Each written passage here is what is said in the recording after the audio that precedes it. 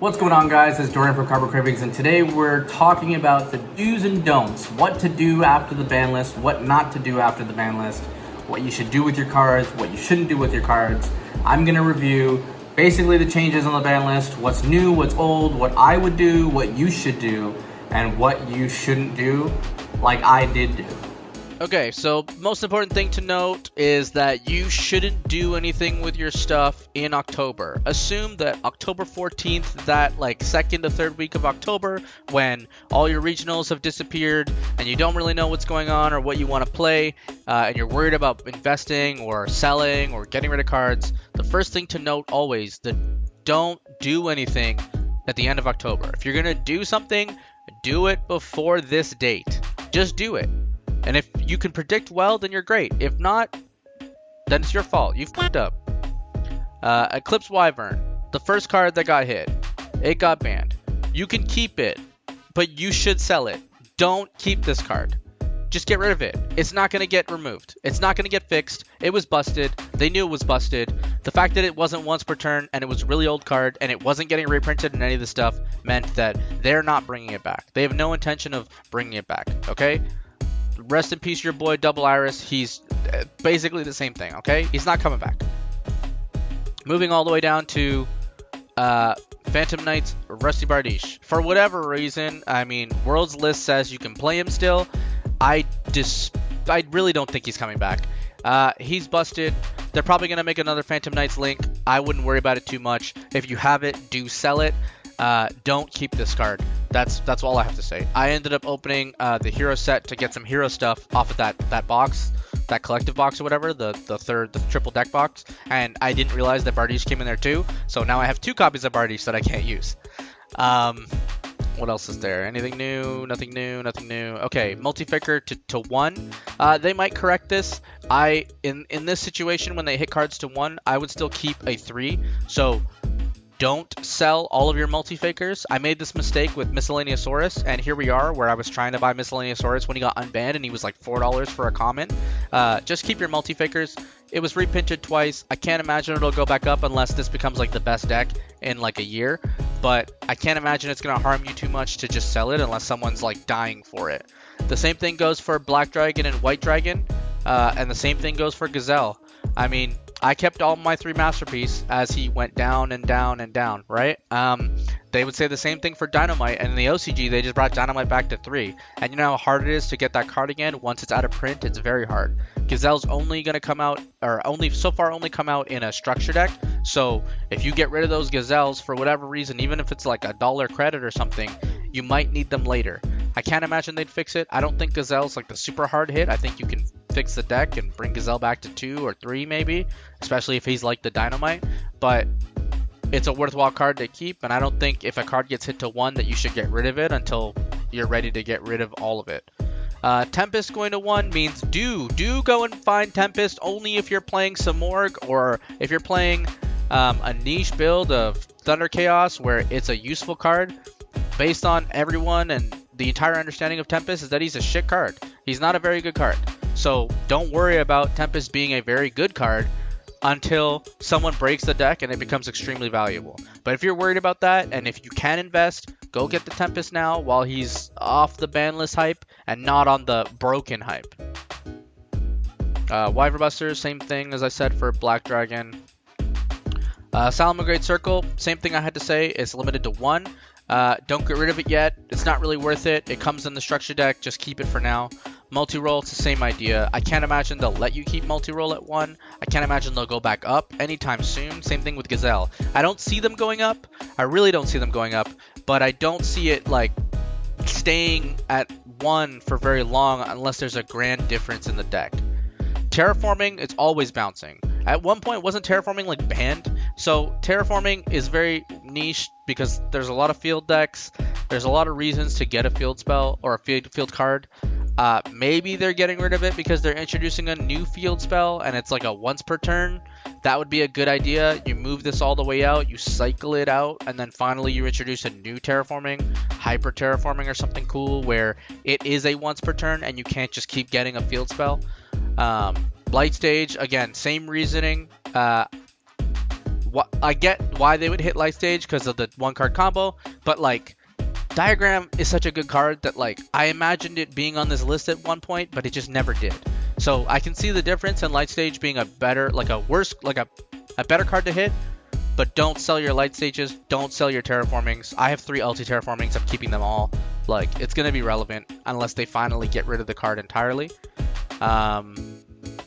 Metaverse, same thing. If you check out our OTS video, either is coming out before or after this, then I talked about how Metaverse just got a super reprint in the OTS 11.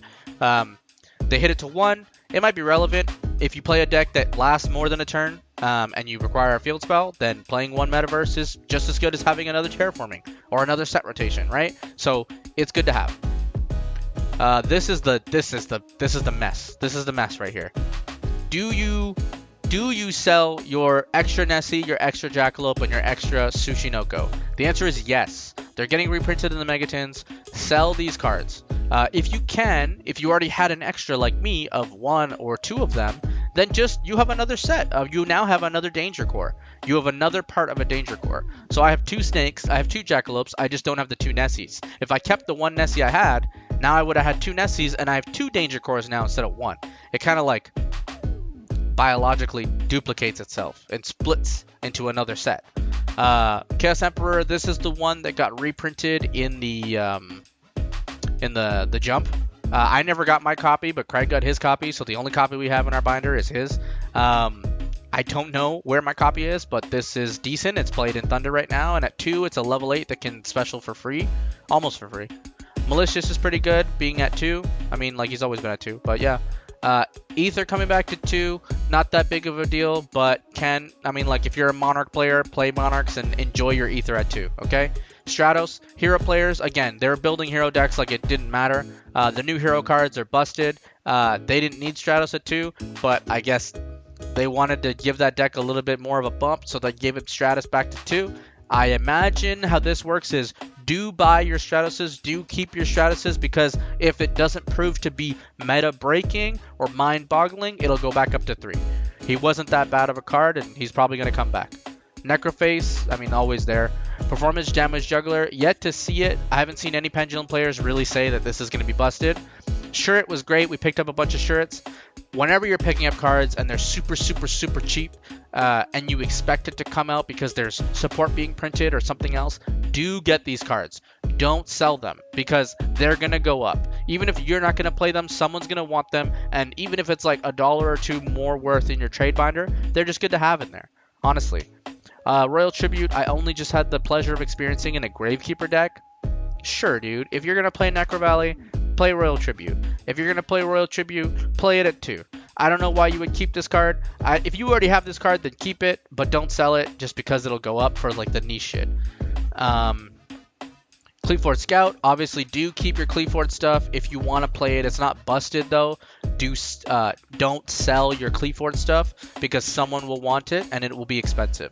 Lustre Pendulum, the Draco Slayer, don't sell it. Someone will want it. Trishula, way back in in 2016, I got a bunch of Trishes off of the BLR, the original, like the first BLR printing, and I've kept them since because I thought they were good cards. So that's good. Dark Hole, I guess, like find a rarity that you like of Dark Hole, keep them. Monster Gate, I only have commons, would love to have hires. Super Poly, do sell your Super Poly because they went up and they haven't been reprinted yet, but I believe they're coming in Deck Devastator or Dual Devastator, which means at least in the tins or in Dual Devastator. So in like 2 months, you're going to have Super Polys all over the place. Right now is the perfect time to sell your Super Polys.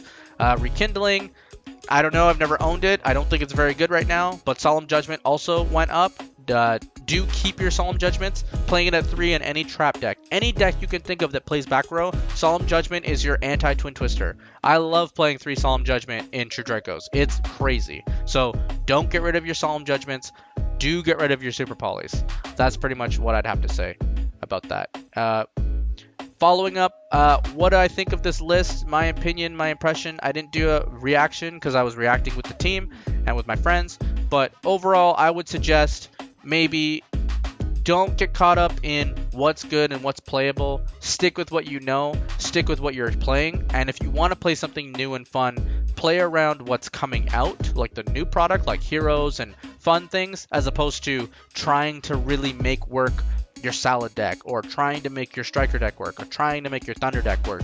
They will work. The meta will shake out, and it'll be pretty much exactly where it was. But for now, don't focus on trying to make your deck work, and enjoy the game for what it is, because we've got a plentiful season ahead of us, and I can't wait to put up a profile every week about the same deck. If you like this video, subscribe for more quality content. Give us a like if you liked it. Stay in the know, hit that little notification bell, and as this video is tilting because the tripod won't hold the camera well, I'm gonna see you guys straighter in the next one. Hey guys, it's Craig with Team Cardboard Cravings. Thanks for watching the video. If you like it, please subscribe and like and comment and add to watch later, and hit the notification button if we have one. The next video should be here, Dorian, put that in the end part. And we'll see you in the next one.